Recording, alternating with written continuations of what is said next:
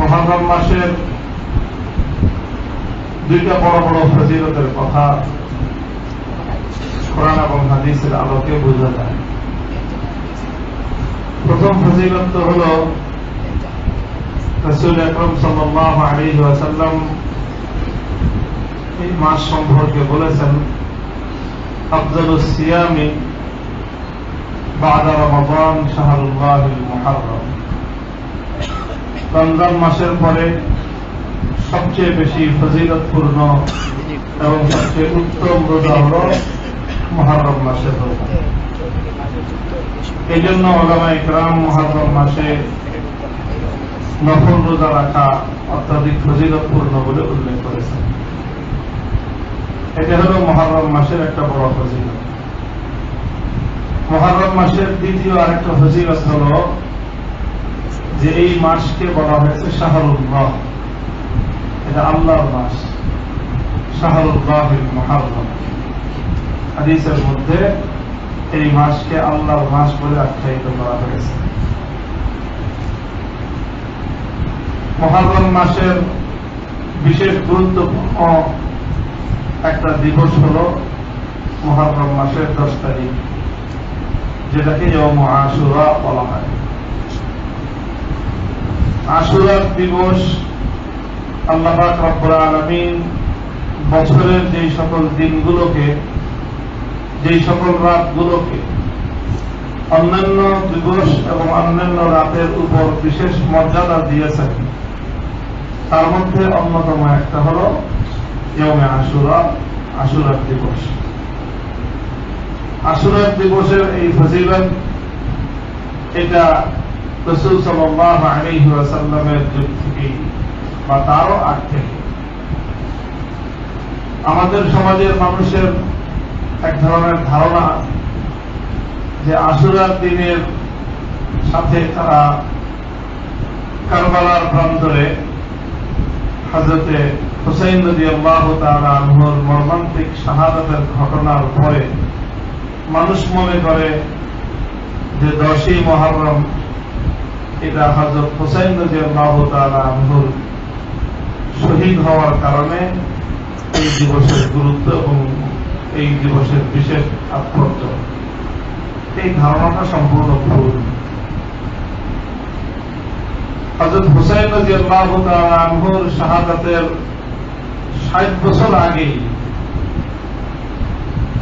আরো বহু আগে রাসূল সাল্লাল্লাহু আলাইহি ওয়াসাল্লাম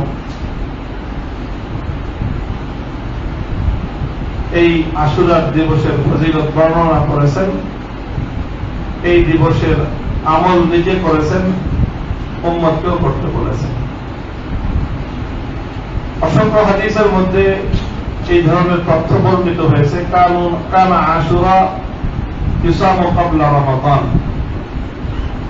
ফালাম্মা কানা রমাদান ফামান শাআ সামাহু ওয়া মান শাআ আফতার ওয়া মান শাআ লাম ইয়াসুম।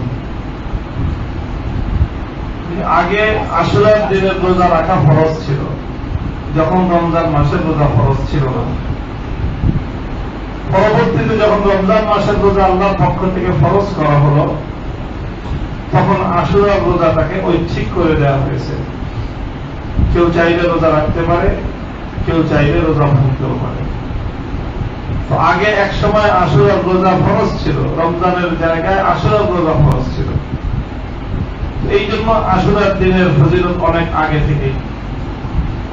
রাসূল সাল্লাল্লাহু আলাইহি ওয়াসাল্লাম যখন মদিনা শরীফে হিজরত করবেন, যে দেখলেন যে এই আশুরার দিনে ইহুদিরাও রোজা রাখে। পবিত্র মক্কায় কোনো ইহুদি থাকতো না, যার কারণে ইহুদিরা কি করে না করে এটা আল্লাহ নবী মক্কায় থাকতে দেখতে পারেন নাই। কিন্তু মদিনায় যে সকল জনবসতি ছিল, যে জাতিগুলো বসবাস করত, তার মধ্যে পৌত্তলিক মূর্তি পূজারী যেমন ছিল, ইহুদি জাতীয় ছিল। আল্লাহ নবী গিয়ে দেখলেন যে ইহুদিরা আশুরার দিনে রোজা রাখে। তো নবীজি জানতে চাইলেন যে আশুরার দিনে রোজা রাখার কারণ কি, ইহুদিরা কেন রাখে। তখন বলা হলো যে এই দিন হাযা ইয়াউমুন, এই দিন যেই দিন আল্লাহ পাক রব্বুল আলামিন ফিরআউনের জুলুম থেকে, অত্যাচার থেকে হযরত মূসা আলা নবিয়িনা ওয়া আলাইহিস সালাতু ওয়াস সালাম এবং তার উম্মতকে নাজাত এবং মুক্তি দিয়েছিলেন এবং ফিরআউনকে আল্লাহ পাক ধ্বংস করে দিয়েছিলেন। এই জন্য ফিরআউনের এই জুলুম অত্যাচার থেকে মুক্তির শুকরিয়া হিসেবে আল্লাহ পাক রব্বুল আলামিনের শুকরগুজারি আদায় করার জন্য মূসা আলাইহিস সালাম রোজা রেখেছেন। এই জন্য মূসা আলাইহিস সালামের পরে ইহুদিরা, মূসা নবীর উম্মতরা রোজা রাখে। এই কথা শুনে রাসূল সাল্লাল্লাহু আলাইহি ওয়াসাল্লাম মন্তব্য করলেন, নাহনু আহাক্কু বিমূসা মিনহুম, নাহনু আহাক্কু বিমূসা মিনহুম। ইহুদিরা তো শুধু মূসা নবীর অনুসরণের দাবি করে, প্রকৃত তারা মূসা আলাইহিস সালাতু ওয়াস সালামের আদর্শের অনুসরণ করে না। যেমনি ভাবে খ্রিস্টানরা ঈসা আলাইহিস সালাতু ওয়াস সালামের অনুসরণের দাবিদার, প্রকৃত ঈসা নবীর আদর্শের তারা অনুসারী নয়। বরং একমাত্র জাতি পৃথিবীতে মুসলিম জাতি যারা যেমনি ভাবে মুহাম্মদুর রাসূলুল্লাহ সাল্লাল্লাহু আলাইহি ওয়াসাল্লামের আদর্শের অনুসরণ করে, ঠিক তদ্রুপ মুহাম্মদ সাল্লাল্লাহু আলাইহি ওয়াসাল্লামের আদর্শের অনুসরণের মাধ্যমে পূর্ববর্তী সকল নবীদের তারা অনুসরণ করে। এই জন্য আমরা ঈসা আলাইহিস সালামের অনুসরণ করি, মূসা আলাইহিস সালামের অনুসরণ করি, ইব্রাহিম আলাইহিস সালামের অনুসরণ করি, কারণ শেষ নবীর অনুসরণ মানে সকল নবীর অনুসরণ। হযরত মূসা আলাইহিস সালাতু ওয়াস সালাম এর এই ঐতিহাসিক ঘটনা, এটা আশুরার দিনের সবচেয়ে তাৎপর্যময় ঘটনা হিসেবে প্রামাণ্য সূত্রে বর্ণিত। মূসা আলাইহিস সালাতু ওয়াস সালাম, আমরা ইতিহাস জানি, দীর্ঘ ইতিহাস। হযরত ইয়াকুব আলাইহিস সালাতু ওয়াস সালাম, যিনি হযরত ইসহাক আলাইহিস সালামের ছেলে, ইসহাক আলাইহিস সালাম ইব্রাহিম আলাইহিস সালামের ছেলে, ইয়াকুব আলাইহিস সালামের ছেলে ইউসুফ আলাইহিস সালাম। তো ইউসুফ আলাইহিস সালাতু ওয়াস সালাম ওনার বাবার সাথে থাকতেন কেনান, সেই বাইতুল মুকাদ্দাস, ফিলিস্তিনের এই সকল এলাকায় ওনাদের বসতি ছিল। সেখান থেকে ইউসুফ আলাইহিস সালাতু ওয়াস সালাম যে কোনো ভাবে চলে গেলেন মিশর, এবং এর পরবর্তীতে ইউসুফ আলাইহিস সালাম এবং তার অন্যান্য ভাইদের পরবর্তী উত্তরাধিকারীরা তারা মিশরেই থেকে গেল। মিশরে দীর্ঘদিন থাকার পরে এখানে ফিরআউনের রাজত্ব ছিল। ইউসুফ আলাইহিস সালাতু ওয়াস সালামের বংশধরী হলেন হযরত মূসা আলাইহিস সালাম। মূসা আলাইহিস সালাতু ওয়াস সালাম যখন নবুয়ত প্রাপ্ত হলেন, আল্লাহ পাক রব্বুল আলামিনের একত্ব এবং তাওহীদের দাওয়াত দিয়ে আল্লাহ পাক রব্বুল আলামিন তাকে মূসা আলাইহিস সালামকে ফিরআউনের নিকট পাঠালেন। আল্লাহ পাক বললেন, ইযহাব ইলা ফিরআউনা ইন্নাহু তাগা, যাও, ফিরআউন বেশি বাড়াবাড়ি করতেছে, তাকে গিয়ে তুমি সত্যের দাওয়াত দাও, তাওহীদের দাওয়াত তাকে প্রদান করো। লম্বা ইতিহাস। মূসা আলাইহিস সালাম গেলেন ফিরআউনের কাছে, ফিরআউনের কাছে গিয়ে দাবি করলেন যে আল্লাহ পাক রব্বুল আলামিন আমাকে নবুয়ত দিয়ে তোমার কাছে প্রেরণ করেছেন এবং তোমাকে আল্লাহ পাক রব্বুল আলামিন তাওহীদের দাওয়াত গ্রহণ করার আদেশ দিয়েছেন। ফিরআউন জানতে চাইল যে তুমি যে নবী তার প্রমাণ কি। মূসা আলাইহিস সালামকে আল্লাহ পাক রব্বুল আলামিন কয়েকটা মুআজিজা দিয়েছিলেন।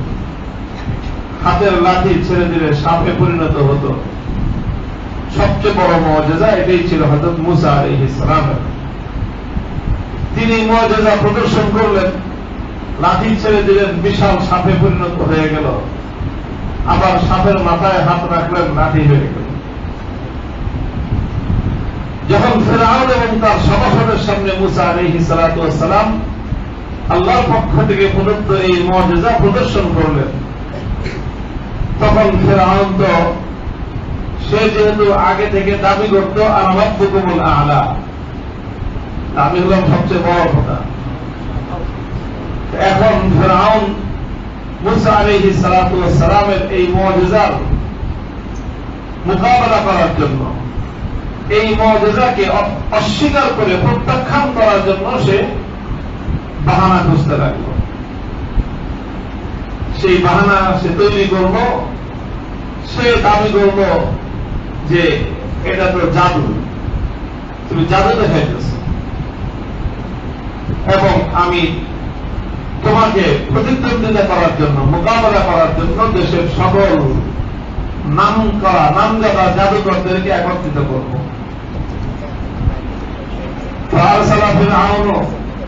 সারা দেশের মধ্যে ফিরআউন ঘোষক পাঠায় দিল,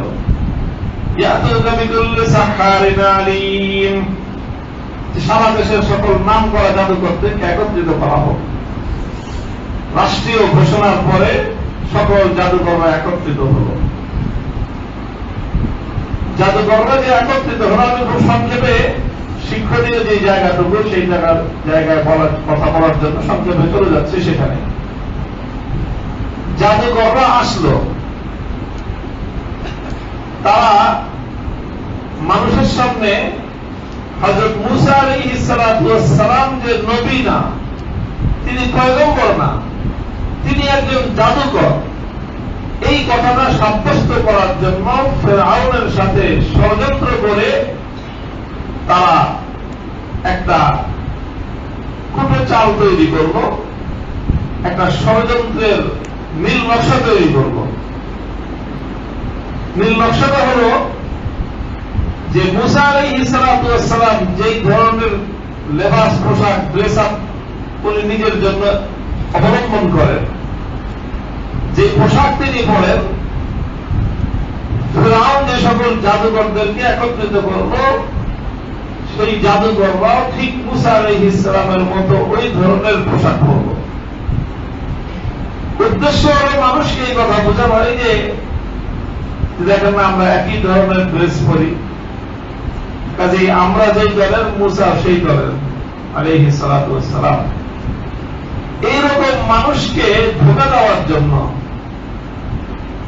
মানুষকে প্রতারিত করার জন্য, মুসা আলাইহিস সালাতু ওয়াস সালাম সম্পর্কে সমাজে ভুল পারসেপশন তৈরি করার জন্য তারা মুসা নবীর আল-খাল্লা এবং মুসা নবীর জুব্বা, ওনার কাপড় চোপড়, ওই রকম ড্রেস তারা পরিধান করত। এটা খুব গুরুত্বপূর্ণ ইনফরমেশন যে লেবাস পরলেই সবসময় প্রকৃত মানুষ হয় না। অনেক সময় ওলামায়ে কেরামকে, নবীদের উত্তরাধিকারীদেরকে জাতির সামনে নানাভাবে তাদেরকে বিতর্কিত করার জন্য যুগে যুগে যারা ফিরআউনের অনুসারী, তারাও সব ফিরআউনের এই কর্ম কলা কৌশল অবলম্বন করেছে। নানা জায়গায় এই ধরনের কার্যক্রম করা হয়। এটা নতুন কোন ষড়যন্ত্র না। লিকুল্লি ফিরআউনিন মুসা, যেরকম লিকুল্লি মুসা ফিরআউন। মুসা এবং ফিরআউন দুটো চরিত্র। মুসা আলাইহিস সালাতু ওয়াস সালাম হক এবং সত্যের প্রতীকী চরিত্র,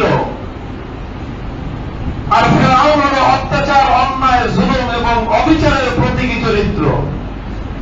কিয়ামত পর্যন্ত যুগে যুগে ফিরআউনের মতো এরকম অত্যাচারী, জালেম, অন্যায়কারী, সত্যকে অস্বীকারকারী এইরকম দাম্ভিক আল্লাহর জমিনে সৃষ্টি হবে। আর সেই সকল দাম্ভিক, অত্যাচারী, জালিমের হাত থেকে সাধারণ সত্যকে মুক্ত করার জন্য, মানুষের অধিকার প্রতিষ্ঠার জন্য মুসা নবীর অনুসারীরাও দুনিয়াতে প্রেরিত হবে।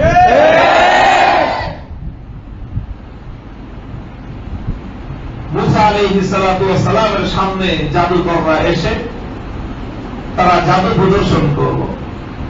জাদুটা প্রদর্শন করার ক্ষেত্রে তাদের একই ষড়যন্ত্র। মুসা আলাইহিস সালামের যেহেতু প্রধান মুআজিজা হল যে হাতের লাঠি সাপ হয়, তো জাদুকররাও তারা একই ধরনের আইটেম জাদুর মধ্যে আনলো যে তারা তাদের فألقى حبالهم وعصيهم وقالوا بعزة فرعون إنا لنحن الغالبون তারা এরকম হাতের লাঠি রশি এই সবগুলো মাঠের মধ্যে ফেলে দিয়ে এগুলো দিয়ে সাপ তৈরি করবো يخيل إليهم من سحرهم أنها تسعى তাদের জাদুর ভেলকিতে মনে হলো যে এই লাঠি আর রশিগুলো সাপে পরিণত হয়েছে। বাস যখন ফেরাউন এই কাজ করলো, জাদুকরদেরকে মুসা আলাইহিস সালাতু ওয়াস সালামের বেশভূষায় সাজাইল এবং জাদুর আইটেম মুসা আলাইহিস সালামের মুআজিজা যেরকম সে ওই রকম মুআজিজা নিয়ে সে হযরত মুসা আলাইহিস সালামের মতো করে তার জাদুকরদেরকে নিয়ে মানুষের সামনে সাপ বানায় দেখাইল। কোরআনে পাক বলেন এই জায়গায় এক আয়াতের মধ্যে فأوجس في نفسه خيفة موسى মুসা আলাইহিস সালাতু ওয়াস সালাম ফিরআউনের এই সাপ, ফিরআউনের জাদুকরদের বানানো সাপগুলো দেখে তিনি মনে মনে একটা ভয় পেয়ে গেলেন।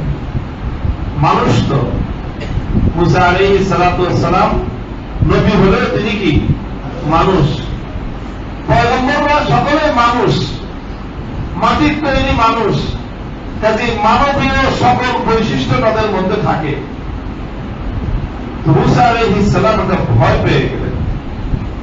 হযরত শাইখুল হাদিস রাহমাতুল্লাহ আলাইহি তিনি কোরআনের এই আয়াতের ব্যাখ্যায় বলতেন যে ভয়টা কিসের ছিল?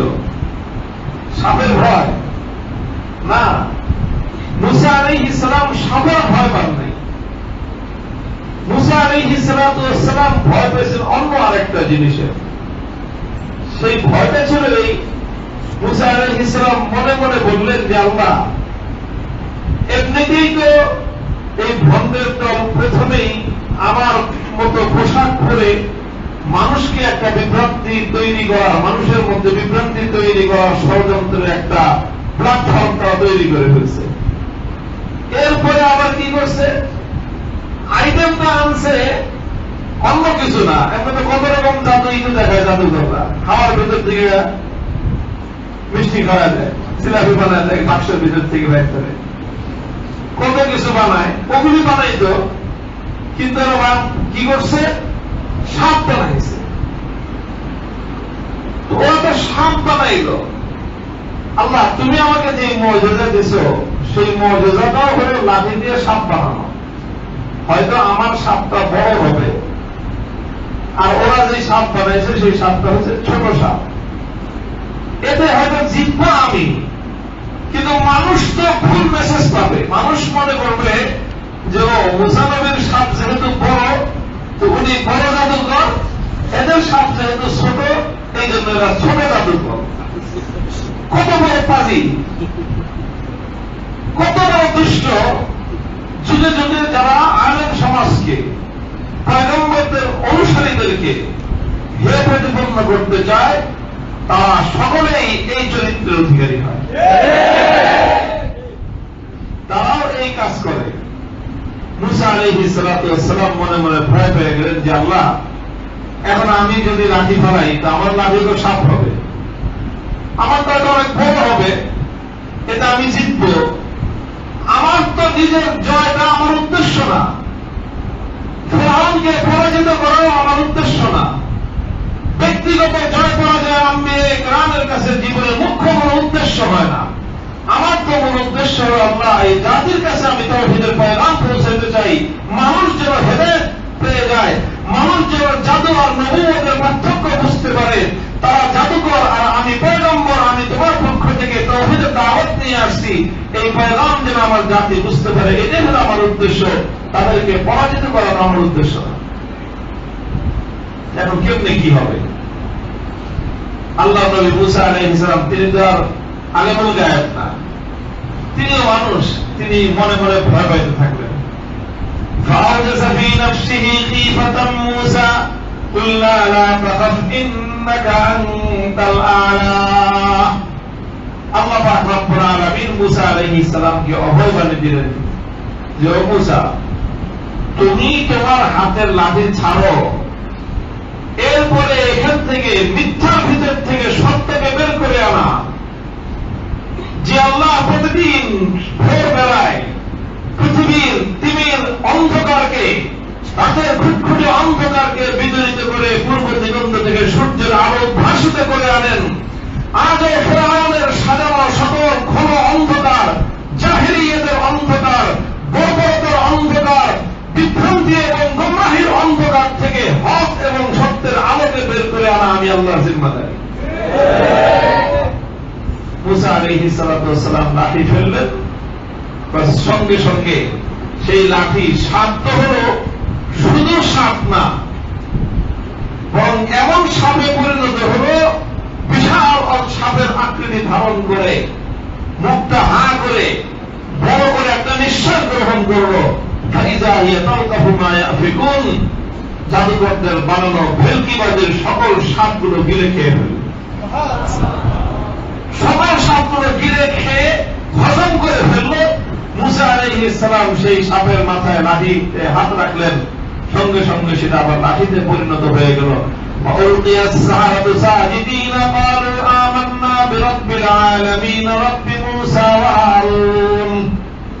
অন্য সকল দর্শকরা বুঝার আগে জাদুকররা বুঝে ফেলল আসল ঘটনা কি। জাদুকররা সঙ্গে সঙ্গে সমগ্র মানুষের সামনে, সমস্ত দর্শকদের সামনে ফেরাউন এবং তার সকল সদস্যদেরকে তাদেরকে বিস্মিত করে দিয়ে, তাদেরকে স্তম্ভিত করে দিয়ে সকল জাদুকর মুহূর্তের মধ্যে সিজদায় লুটাইয়া পড়ল, চিৎকার করে বলতে আরম্ভ করল যে আমরা ফেরাউনের এই শিরকের পথ, মিথ্যার পথকে পরিত্যাগ করে মুসা আলাইহিস সালাতু ওয়াস সালামের হাতে হাত রেখে আমরা এক আল্লাহর উপর ঈমান গ্রহণ করলাম। কেন জাদুকর এটা করলো? কেন জাদুকরদের সাপ যখন মুসা আলাইহিস সালামের সাপ গিলে খেয়ে ফেলছে, তখন ওরা বুঝতে পারছে, ওদের সামনে প্রমাণ হয়ে গেছে যে আমরা যা বানাইছি এগুলো জাদুর সাপ, ভেলকিবাজের সাপ, অরিজিনাল সাপ না। এটা দেখতে সাপের মতো দেখা গেছে, জাদুর মাধ্যমে লাঠিকে অরিজিনাল সাপে পরিণত করা যায় না।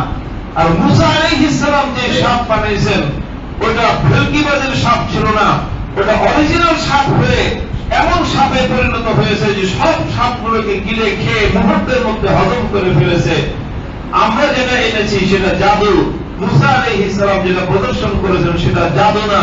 কারণ সেটাও যদি জাদু হতো, জাদু কোনদিন জাদুকে খেয়ে ফেলতে পারে না, জাদু কোনদিন আরেকটা জাদুকে নিঃশেষ করতে পারে না। শাইখুল হাদিস রাহমাতুল্লাহ আলাইহি বলতেন, ঘুমন্ত একজন মানুষ আরেকটা ঘুমন্ত মানুষকে জাগাইতে পারে না, বরং দুইটা ঘুমন্ত মানুষ একসাথে জাফরাজাফরি করে ভালো ঘুম দেয়। ঘুমন্ত মানুষকে জাগ্রত করতে হলে জাগ্রত মানুষের প্রয়োজন, মিথ্যাকে ধ্বংস করার জন্য সত্যের প্রয়োজন, অন্ধকারকে দূর করার জন্য আরেকটা অন্ধকার নয় আলোর প্রয়োজন।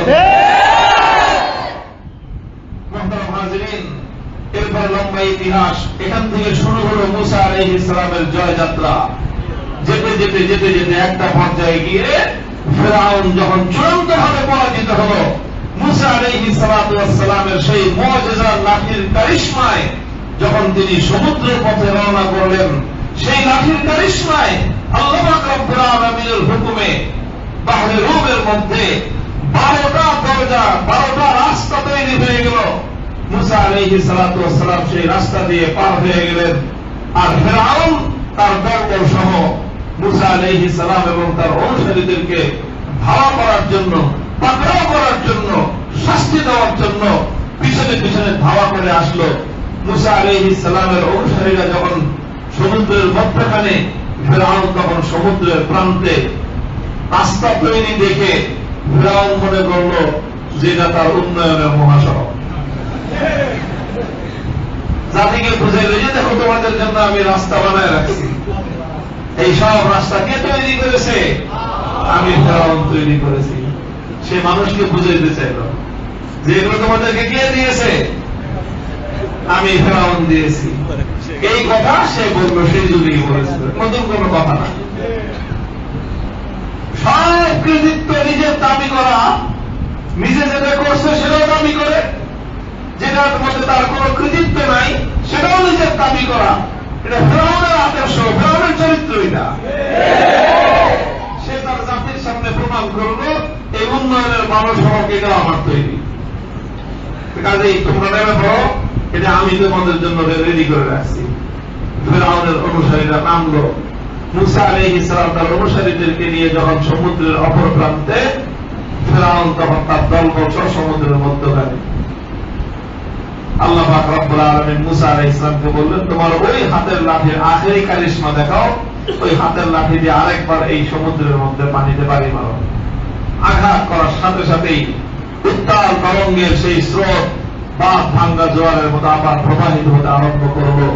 ফেরাউনের সকল সেই লক্ষ লক্ষ দুর্ধর্ষ বাহিনী সব সমুদ্রের এই অতল অথই সমুদ্রের মধ্যে নিমজ্জিত হয়ে ধ্বংসপ্রাপ্ত হয়ে গেল।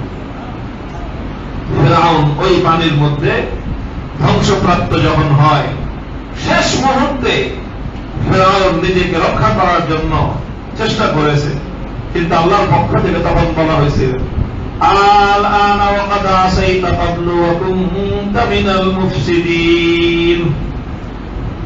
যখন আল্লাহর পাকড়াও চতুর্দিক থেকে আসা শুরু হয়ে যায়, তখন আর কোনো কাজ হবে না, তখন আর কোনো কাজ হবে না। আল-ইয়াওমা নুনাজ্জিকা বিবাদানিকা লিতাকুনা লিমান খালফাকা আয়া। আল্লাহ পাক রব্বুল আলামিন ধ্বংসের আগে ফেরাউনকে জানায় দিলেন যে আমি তোমার দেহটাকে সংরক্ষণ করব, কিন্তু ধ্বংস হবে এই আযাবে, এরপরে তোমার দেহটাকে আমি আল্লাহ সংরক্ষণ করব। কিয়ামত পর্যন্ত পরবর্তীতে যারা যারা ফেরাউন হওয়ার চেষ্টা করবে, তাদের সকলের জন্য তোমাকে দৃষ্টান্ত হিসেবে বিশ্ববাসীর সামনে আমি আল্লাহ হেফাজত করে রাখবো। কোরআনে কারীমের আয়াত, এই কথা আল্লাহ পাক রব্বুল আলামিন ফেরাউনকে তার ধ্বংসের আগে জানায় দিয়েছিলেন। মরবে ঠিক, কিন্তু তার দেহটা পৌঁছবে না। এটা যে কোনো উপায়ে আল্লাহ পাক রব্বুল আলামিন সংরক্ষণ করবেন। আজও পর্যন্ত মিশরের পিরামিডের মধ্যে সেই ফেরাউনের মরদেহ সংরক্ষিত আছে। দুনিয়ার মানুষ সেটা দেখতে যায়, কিন্তু দেখেই আসে পর্যটকরা, কিন্তু জগৎবাসী দুঃখজনক বিষয় হলো তার যথাযথ শিক্ষাটা গ্রহণ করে না। মুসা আলাইহিস সালাতু ওয়াস সালাম পার হয়ে চলে গেলেন। আশুরার দিবস ছিল, পরবর্তী সময়ে তিনি এই দিনটাতে রোজা রাখতেন। আল্লাহর পয়গম্বর মুহাম্মদ সাল্লাল্লাহু আলাইহি ওয়াসাল্লাম যে কথাটা বলেছেন, হে উম্মতে মুহাম্মাদিয়া, আজ আমাদের সেই কথাটা গৌরবের সাথে স্মরণ করা দরকার। নাহনু আহাক্কু বিমূসা মিনহুম, নাহনু আহাক্কু বিমূসা মিনহুম। মুসা আলাইহিস সালাতু ওয়াস সালাম যেইভাবে ফেরাউনের সকল ষড়যন্ত্রের জালকে ছিন্ন করে তিনি তার জাতিকে নিয়ে আল্লাহর মেহেরবানিতে, আল্লাহর রহমতে সমুদ্র উতরে গেছেন, পরীক্ষায় পাশ করে গেছেন, আর তার পিছনে ছুটতে গিয়ে ফেরাউন যেভাবে ধ্বংস হয়েছে, ষড়যন্ত্রের পর ষড়যন্ত্র করেছে, ষড়যন্ত্রের চক্রান্তের জাল চতুর্দিকে বিস্তার করেছে, অনেক সময় মনে হয়েছে যে আর বুঝি পারা যাবে না। ওমাকারু মাকরহুম ওয়া ইনদাল্লাহি মাকরুহুম ওয়া ইন কানা মাকরুহুম লিতাযুলা মিনহুল জিবাল ফালা তাহসাবান্নাল্লাহা মুখলিফা ওয়া'দিহি রুসুলাহু ইন্নাল্লাহা আজিজুন যু ইনতিকাম। হে মানব জাতি, হে মুসলমান ভাইরা, মনে রাখেন আল্লাহ পাক রব্বুল আলামিন বলেছেন, ইসলাম বিরোধীরা, সত্যের দুশমনেরা, হকের ঝান্ডাকে যারা ধরাশায়ী করতে চায়, ভুলন্দিত করতে চায়, তারা কিন্তু সব সময় ষড়যন্ত্রের পথে হাঁটবে এবং তাদের ষড়যন্ত্র ভয়াবহ হবে। এমনকি তাদের ষড়যন্ত্র এমনও হতে পারে, লিতাযুলা মিনহুল জিবাল, পাহাড়কে তার আপন জায়গা থেকে নড়িয়ে দেওয়ার মতো ভয়াবহ ভূমিকম্পের মতো ষড়যন্ত্র হতে পারে। কিন্তু বলে দেখো, ওয়া ইনদাল্লাহি মাকরুহুম ওয়া ইনদাল্লাহি মাকরুহুম। আল্লাহ পাক রব্বুল আলামিন সব ষড়যন্ত্রকে একদিন না একদিন এর পত্র বিচ্ছিন্ন করে দিয়ে আল্লাহ পাক ষড়যন্ত্রকে ব্যর্থ করবেন ইনশাআল্লাহ। যেভাবে ফেরাউনের ষড়যন্ত্রের জাল ছিন্ন হয়ে মুসা আলাইহিস সালামের হাতে হকের ঝান্ডা সমুন্নত হয়েছে, আজ একবিংশ শতাব্দীর সারা দুনিয়ার সমস্ত ফেরাউনের অপশক্তির ষড়যন্ত্রের সকল জাল ছিন্ন হবে। আজকের যুগে মুসলমানদের সত্যিকার উম্মতেরা, সত্যিকার অনুসারীরা, পয়গম্বরদের অনুসারীরা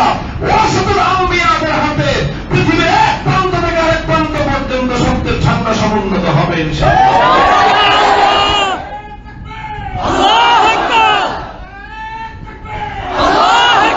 ইনশাআল্লাহ এতে সন্দেহের কোনো অবকাশ নেই।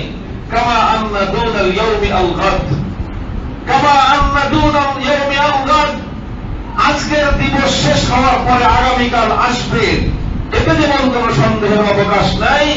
বর্তমান চলমান এই সারা বিশ্বব্যাপী কুফরির রাজত্ব খতম হবে, সারা দুনিয়ার কুফরির আধিপত্য খতম হবে, তার এই শান শওকত দবদবা এবং তাদের বিজয়ের এই ভাব সমাপ্ত হয়ে ধ্বংসস্তূপের উপর ইসলামের কালেমার পতাকা উঠবে ইনশাআল্লাহ। পৃথিবীর দিকে দিকে তার আলামত শুরু হয়ে গেছে, খুরাসানের বাহিনী তৈরি হয়ে গেছে, দামিশকের যে মসজিদে যে মিনারাতুল বাইজা, যে শুভ্র সাদা মিনারে আসমান থেকে ঈসা আলাইহিস সালাম অবতীর্ণ হবেন, তিনি অবতরণ করবেন মর্মে আমাদের নবী আস-সাদিকুল মাসদুক মুহাম্মদুর রাসূলুল্লাহ সাল্লাল্লাহু আলাইহি ওয়াসাল্লাম আমাদেরকে সংবাদ দিয়েছেন। সেই মিনারাতুল বাইজা ধোয়া মোছার কাজ শুরু হয়ে গেছে। সেই মিনারাতুল বাইজা দীর্ঘ সংগ্রামের পর, প্রায় দীর্ঘ অর্ধ শতাব্দীকাল হাফিজ আল আসাদ, বাশার আল আসাদ কসাইদের বিরুদ্ধে রক্তক্ষয়ী জিহাদের মধ্য দিয়ে মুসলমানরা, সত্যিকার আল্লাহ দ্বীনের সৈনিকেরা এখন সেই দিমাশকের পবিত্র শুভ্র সাদা মিনার আজ মুসলমানদের হাতে আল্লাহ পাক সংরক্ষণ করে দিয়েছেন। এগুলো সব লক্ষণ, এগুলো সব আলামত। মৃত্যুর আগে, চূড়ান্ত ধ্বংসের আগে, বাংলা ভাষায় একটা কথা আছে, পিপিলিকার পাখা গজায় মরিবার করে। ধ্বংস যখন আসে ঘনাইয়া, যখন কারো ধ্বংস ঘনাইয়া আসে, তখন আমাদের আঞ্চলিক ঢাকার ভাষায় বলে তার তাফালিক বেড়ে যায়।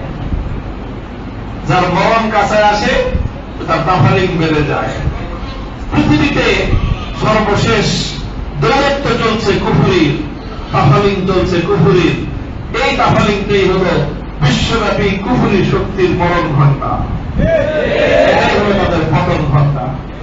ইনশাআল্লাহ আমাদের বাংলাদেশ, আমাদের এই পবিত্র জন্মভূমি, ইনশাআল্লাহ এখানেও আগামীর বাংলাদেশ ইসলামের বিজয়ের বাংলাদেশ। এদেশের ইসলামপন্থী মুসলমানেরা আপনারা সাহস করেন, হিম্মত করেন।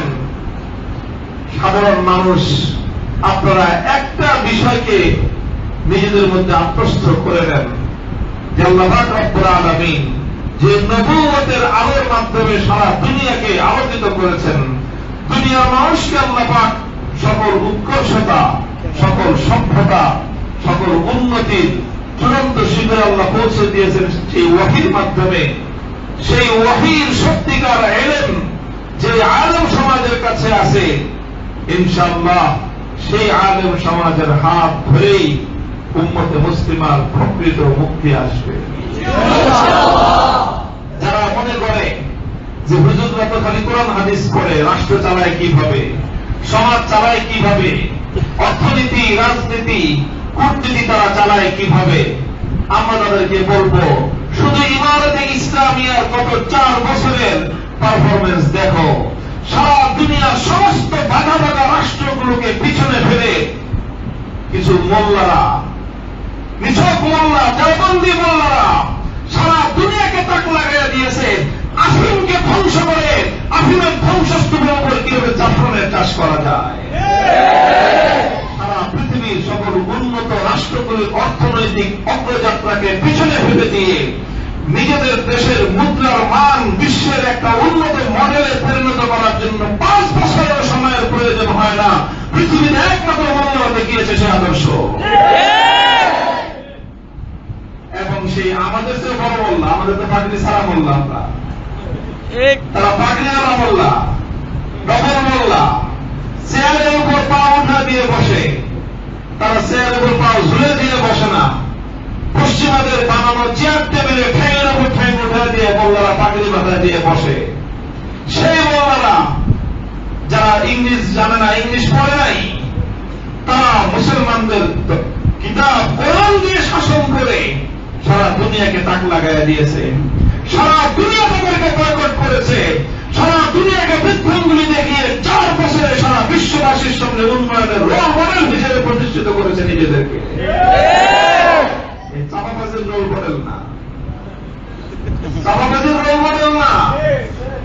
সর্বশেষ গতকালকে পৃথিবীর অন্যতম সুপার পাওয়ার সোভিয়েত রাশিয়া, যারা এক সময় এই মোল্লাদের ঝাঁটাপিটা খেয়ে বিদায় হয়েছিল, আবার তারা ফিরে এসে সেই মোল্লাদের হাতে হাত মিলিয়ে বলছে, যা হুজুর আপনারাই ঠিক রাস্তায় আছেন। স্বীকৃতি দিয়ে দিয়েছে ইমারতে ইসলামিয়াকে। এই শুরু হয়েছে, এই যাত্রা ইনশাআল্লাহ থামবে বাইতুল মুকাদ্দাস বিজয়ের মধ্য দিয়ে। বাইতুল মুকাদ্দাসে ইসলামের ঝান্ডা গাড়বে এখানকার মোল্লারাই। মোল্লাদেরকে নিয়ে তামসা করার দিন শেষ, মোল্লাদেরকে জঙ্গি করার দিন শেষ। যারা যারা মোল্লাদেরকে জঙ্গি বলেছিল তারাই মোল্লাদের কাছে এসে সারেন্ডার করতে বাধ্য হয়েছে। বিমান চালায় গেছে পালানোর সময়, এমন ভাবে বিমান চালাইছে যেমন রাস্তাঘাটে যেরকম যানজট হয়, রিক্সা ঠেলে নিয়ে যায়, সর্বশেষ বিমানটা ওইভাবেই তাদের পালাইতে হয়েছে। সব দৃশ্যগুলো বর্তমান এই একবিংশ শতাব্দীর বিশ্ববাসীকে আল্লাহ পাক দেখিয়েছেন। মুহতারাম হাজিরিন, আখেরি কথা বলে আমি আমার আলোচনা শেষ করতেছি। আশুরার দিন সমাগত, আগামী রবিবার। সেই মুসা আলাইহিস সালাতু ওয়াস সালামের আদর্শের বিজয়ের বাংলাদেশের মানুষ আল্লাহর পক্ষ থেকে সেই ধরনেরই এক সাহায্যপ্রাপ্ত জাতি। আল্লাহর পক্ষ থেকে সেই ধরনের সাহায্য এই বাংলাদেশেও এক ফেরাউন তৈরি হয়েছিল। লেডি ফেরাউন ছিল। এই লেডি ফেরাউনকে আল্লাহ পাক রব্বুল আলামিন এমন ভাবে উৎখাত করেছেন, ঠিক যেইভাবে আল্লাহ পাক আসল ফেরাউনকে ধ্বংস করেছেন। চতুর্দিক থেকে যখন তার দিকে পানির স্রোত পড়ে, জনতার স্রোত যখন ধাবিত হয়েছে, ও পানিতে ডুবে পড়েছিল, লেডি ফেরাউন বাতাসে ভেসে পড়েছে। আল্লাহ পাক রব্বুল আলামিন এই জাতিকে জুলুমের হাত থেকে মুক্তি দিয়েছেন। তার প্রত্যেকটা কর্মকাণ্ডের মধ্যে ফেরাউনের আদর্শের অনুসরণ ছিল। ঠিক যেইভাবে মুসা নবীকে জাতির সামনে হয়ে প্রতিপন্ন করার ষড়যন্ত্রমূলক ব্যবস্থা করত, লেডি ফেরাউনেরও প্রত্যেকটা পদক্ষেপের মধ্যে আলেম সমাজকে জাতির সামনে হে প্রতিপন্ন করার ষড়যন্ত্র ছিল। আহমদ শফি রহমতুল্লাহ আলাইহি থেকে নিয়ে শুরু করে আপনাদের ভাই মামুনুল হক পর্যন্ত যারাই হকের ঝান্ডা নিয়ে দাঁড়ানোর চেষ্টা করেছে, জাতির কাছ থেকে সেই আলেমদেরকে বিচ্ছিন্ন করার জন্য এমন হীন কোন ঘৃণ্য কোন অপতৎপরতা নাই ফেরাউনের মতো, যেটা সে করে নাই। কিন্তু আমি যেটা বলেছিলাম, ওয়াকাদ মাকারু মাকরাহুম ওয়া ইনদাল্লাহি মাকরুহুম ওয়া ইন কানা মাকরুহুম লিতাযুলা মিনহুল জিবাল ফালা তাহসাবান্নাল্লাহা মুখলিফা ওয়াদিহি রুসুলাহ ইন্নাল্লাহা আজিজুন যু ইনতিকাম। আল্লাহ পাক প্রচন্ড রকমের প্রতিশোধ পরায়ণ। আমরা শুধু জানি আল্লাহ রহম করেন, আমরা শুধু জানি আল্লাহ দয়ালু, আমরা শুধু জানি আল্লাহ ক্ষমাশীল। আল্লাহ যেমন ক্ষমাশীল, আবার আল্লাহ যারা ধরেন তো আল্লাহ পাক রব্বুল আলামিন তার জন্য ওরকম প্রচন্ড প্রতিশোধ পরায়ণ। আল্লাহ দিন নিয়ে আল্লাহ পাক যারা খেলে ছাড় দেন, কিন্তু ছেড়ে দেন না আল্লাহ পাক রব্বুল ইজ্জত। আল্লাহ পাক রব্বুল আলামিন বাংলাদেশের মানুষকে তা চাক্ষুষ দেখিয়েছেন। এই ধরনের ঘটনা শতবর্ষে একটা ঘটে। বাংলাদেশের মানুষ সেই শতবর্ষের বিস্ময়কর আল্লাহর কুদরতের সেই মুআজিজা 2024 সালে দেখেছে। কাজেই এইবারের তো আসলে রোজা বাংলাদেশের মানুষের রাখাই দরকার। অন্যবার যাই করছি না করছি, মুসা আলাইহিস সালাম যেভাবে ফেরাউনের হাত থেকে মুক্তি পাওয়ার পরে তিনি আসলে রোজা রাখছিলেন, বাংলাদেশের মানুষ এইবার অন্তত লেডি ফেরাউন থেকে মুক্তির এই বছরে আসলে প্রথম আসছে তার ধ্বংসের পর। এই আশুরার দিবসে গোটা দেশের মানুষ নফল রোজা রাখবেন। এতে মুহাম্মদুর রাসূলুল্লাহ সাল্লাল্লাহু আলাইহি ওয়াসাল্লামের আদর্শের অনুসরণ হবে, মুসা আলাইহিস সালামের আদর্শের অনুসরণ হবে। আর পূর্ববর্তী 1 বছরের সমস্ত গুনাহ আল্লাহ মাফ করে দিবেন। বিজয় উদযাপন করতে গিয়ে গত 1 বছরে অনেক উল্টাপাল্টা হয়েছে, আমাদের অনেকে ভুল ত্রুটি হয়েছে। যারা যারা ভুল ত্রুটি করছেন বিগত 1 বছরে, অনেকে মানুষের হক মারছেন, অনেকে সুযোগ পেয়ে দীর্ঘ সময়ের পর সুযোগ পেয়ে মানুষের অন্যায়, মানুষের উপর অন্যায় করেছেন, জুলুম করেছেন, তওবা করেন। সব তওবা করে আশুরার দিন রোজা রেখে 1 বছরের গুনাহ আল্লাহ পাক আশুরার রোজার মাধ্যমে সগীরা গুনাহ আল্লাহ মাফ করে দেন, হাদিসের মধ্যে বর্ণিত হয়েছে।